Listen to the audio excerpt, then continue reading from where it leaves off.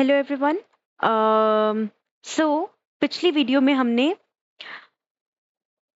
Price indexes, inflation को और GDP रिफ्लेटर को देखा था। इस वीडियो में हम इंटरेस्ट रेट्स को देखेंगे। देखो, इंटरेस्ट रेट क्या होता है? वो रेट ऑफ रिटर्न जिसपे बोरोअर लेंडर को प्रॉमिस करता है। मतलब मैंने किसी से पैसे लिए, उसने मेरे को पैसे दिए, तो मुझे किसी इंटरेस्ट पे पैसे देगा ना। मैं उसको प्रिंसिपल अमाउंट जो जितने पैसे दिए वो तो दूंगी। उस उसके ऊपर मैं उसको इंटरेस्ट भी दूंगी। तो जो मैं एज अ बोरोअर लेंडर को इंटरेस्ट प्रॉमिस करती हूँ उसको इंटरेस्ट रेट बोलते हैं। फॉर एग्जाम्पल कि $100 के लोन के ऊपर मैंने 8% इंटरेस्ट लेंडर को प्रॉमिस किया कि मैं आपको $100 8% के इंटरेस्ट से वापस करूंगी। तो बोरोअर ने इतना प्रॉमिस किया, मतलब बोरोअर ने पहले साल इतना लिया 8% इंटरेस्ट पे, अगले साल वो कितना पे करेगा? $100 की बजाय $108।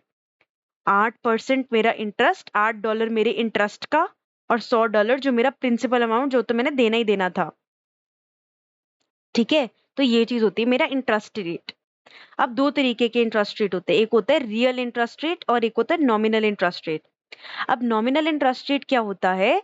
नॉमिनल इंटरेस्ट रेट होता है कि how the nominal value of asset increases over time. जब मेरे किसी एसेट की नॉमिनल वैल्यू में चेंज आता है, मतलब नॉमिनल वैल्यू होता है कि रुपी की टर्म्स में, मनी की टर्म्स में कितना चेंज आया।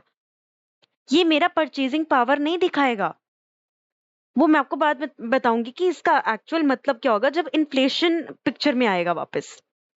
नॉमिनल इंटरेस्ट रेट मुझे कि मेरे एसेट की नॉमिनल वैल्यू में कितना चेंज आया पैसों की टर्म्स में, कि अगर अभी मेरी एसेट की जो पैसे में जो वैल्यू है दैट वाज $100, अगले साल वो $200 हो गई। ये पैसे की टर्म्स में आया चेंज। इंडिया में देखेंगे तो ऑफकोर्स रुपी की टर्म्स में आएगा। तो ओवर द टाइम कितना इंक्रीज हुई मेरे एसेट की वैल्यू नॉमिनल टर्म्स में, पैसे की टर्म्स में। तो दैट इज व्हाट मेरा नॉमिनल इंटरेस्ट रेट टेल्स। इसका सिंबल होता है आई। ये मेरा परचेजिंग पावर नहीं दिखाता है, लेकिन जो मेरा रियल इंटरेस्ट रेट है ये मेरा एक्चुअल परचेजिंग पावर दिखाता है, क्योंकि इसमें अब इसको रियल इंटरेस्ट रेट को इन्फ्लेशन से रिलेट किया जाता है। देखो, ओवर द टाइम प्राइजेस भी तो बढ़ेंगे ना। तो जो मेरे $100 की वैल्यू पहले साल में थी वो वैल्यू कम हो जाएगी, बिकॉज आपको पता है कि ओवर द टाइम पैसे की वैल्यू कम होती जाती है इन्फ्लेशन के कारण, बिकॉज प्राइजेस बढ़ते जाते हैं। तो जो मेरा रियल इंटरेस्ट रेट होगा ये मुझे परचेजिंग पावर या रियल वैल्यू एसेट की बताएगा जो बढ़ती है ओवर द टाइम। उसको इन्फ्लेशन से रिलेट किया जाता है। कैसे? ये रिलेशन इसलिए इन्फ्लेशन के कारण ही एग्जिस्ट करता है, जहां पर नॉमिनल मुझे मेरे मनी, कितनी मेरे पास मनी है, हाउ मच मोर मनी मेरे पास है, रुपी दिखाता है कि मेरे पास पैसा कितना है, how much more money do I have. जहां पर नॉमिनल मुझे वो दिखाता है, वहां पर इन्फ्लेशन मुझे ये दिखाता है कि मेरे मनी की वैल्यू इरोड कर गई, ओवर द टाइम प्राइसेस बढ़ गए। जो $100 से मैं पहले साल में खरीद सकती थी, दूसरे साल में अब मनी की वैल्यू खत्म हो गई है, वो खरीद ही नहीं पाऊंगी क्योंकि प्राइसेस महंगे हो गए हैं। जो चीज $100 की थी वो अब $200 की मिल रही है, तो मेरे वो $100 की तो वैल्यू कुछ रही नहीं ना, उससे मैं तो खरीद ही नहीं पाऊंगी इस चीज को। तो इन्फ्लेशन ने उस मनी को लेस वैल्यूएबल बना दिया। अब जब मैं इन्फ्लेशन को इस नॉमिनल से माइनस कर दूंगी, जो बचेगा वो रियल इंक्रीज शो करेगा कि मेरा परचेजिंग पावर में क्या रियल इंक्रीज आया, वो शो करेगा अगर मैं नॉमिनल में से इन्फ्लेशन को माइनस कर दूंगी। आपको मेरा पॉइंट समझ आ रहा होगा, है ना? तो रियल इंटरेस्ट रेट क्या हुआ कि जब मैंने नॉमिनल इंटरेस्ट रेट में से इन्फ्लेशन रेट को माइनस कर दिया, इन्फ्लेशन को पाई से रिप्रेजेंट करते हैं, ये मैंने पहले वाली वीडियो में देख लिया था।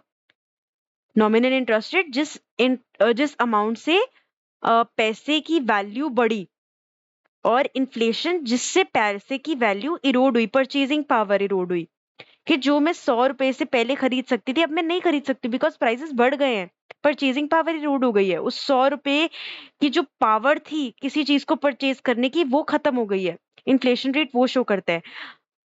अगर मैं उस पैसे की वैल्यू से उस इन्फ्लेशन की वैल्यू को हटा दूं तो जो रियल इंक्रीज आया मेरी परचेजिंग पावर में वो रियल इंटरेस्ट रेट शो करेगा। Got my point.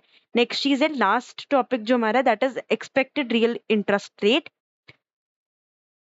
कभी कभार हमें प्रिडिक्ट करनी पड़ती है चीजें, हमें नहीं पता कि अगले साल में इन्फ्लेशन में क्या चेंज आएगा, हमें नहीं पता कि अगले साल में इंटरेस्ट रेट में क्या चेंज आएगा, है ना। इन्फ्लेशन ओवर द टाइम होती है, हमें नहीं पता कि क्या चेंजेस आएंगे। तो कभी कभार लोन लेने के लिए, लोन लेने के लिए, लोन देने के लिए, इन्वेस्ट करने के लिए इन्फ्लेशन को, हमें एक्सपेक्टेड इन्फ्लेशन को सिर्फ ऐसे प्रिडिक्ट करना पड़ता है, एक्सपेक्ट करना पड़ता है। तो एक्सपेक्टेड रियल ऑफ मतलब यहाँ पर सिर्फ इन्फ्लेशन को एक्सपेक्ट करते हैं, इसलिए पाए के ऊपर हम ई डाल देते हैं। जो हम इन्फ्लेशन रेट एक्सपेक्ट करेंगे वो बस यही चेंजेस आएंगे, बाकी सेम ही फॉर्मूला है रियल इंटरेस्ट रेट वाला। ठीक है, ये हम बस रियल इंटरेस्ट रेट यहाँ पे एक्सपेक्ट करते हैं। इसमें हम क्या एक्सपेक्ट करते हैं, सिर्फ इन्फ्लेशन रेट को एक्सपेक्ट करते हैं कि अगले साल इतना में भी इतने से इन्फ्लेशन रेट बढ़ेगा। तो अगर इन्फ्लेशन अंडर एस्टिमेट होती है, मतलब अगर हमने इन्फ्लेशन ज्यादा ही कर ली कि इन्फ्लेशन इतने ज्यादा से बढ़ेगी, लेकिन अगले साल इन्फ्लेशन बड़ी कम से चेंज होती है, तो लोन लेने वाले को बेनिफिट पहुंचेगा, है ना। तो इकोनॉमिस्ट अब कैसे एस्टिमेट करते हैं इन्फ्लेशन को, प्रिडिक्ट कैसे किया जाता है, ऐसे थोड़ी हवा में कर दिया नहीं। उसके लिए सर्वेस किए जाते हैं, फॉरकास्ट की जाती हैं, या करंट ट्रेंड्स को देखा जाता है, रीसेंट ट्रेंड्स को देखा जाता है, और उसको देखते हुए एक्सपेक्टेशंस अजम्पशंस लगाई जाती हैं। पर ये सर्वेस, फॉरकास्टिंग, एक्स्ट्रापोलेशन बड़ी मतलब अनसर्टेन है, परफेक्ट नहीं है। बिकॉज मैंने आपको बताया था पहले चैप्टर में भी कि जब हम मैक्रो इकोनॉमिस्ट जो होते हैं, जब वो फोरकास्टिंग करते हैं, तो काफी सारे ऐसे फैक्टर्स होते हैं जो रह जाते हैं, तो काफी ज्यादा अनसर्टेनिटी होती है। तो एक्सपेक्टेड रियल इंटरेस्ट रेट में काफी ज्यादा अनसर्टेनिटी इन्वॉल्व होती है, एरर्स इन्वॉल्व होते हैं, इसलिए none of this surveys, forecast and extrapolation is perfect. So that's it for today's video. We have completed our chapter 2. Next video में हम chapter 5 पे move on करेंगे, जो नेक्स्ट किसी और बुक का है। Till then bye bye. I hope you guys have understood. कोई भी डाउट होगा तो कमेंट डाउन बिलो, एंड ये जो आपको नोट्स हैं आपको व्हाट्सएप ग्रुप पे मिल जाएंगे। Till then bye bye.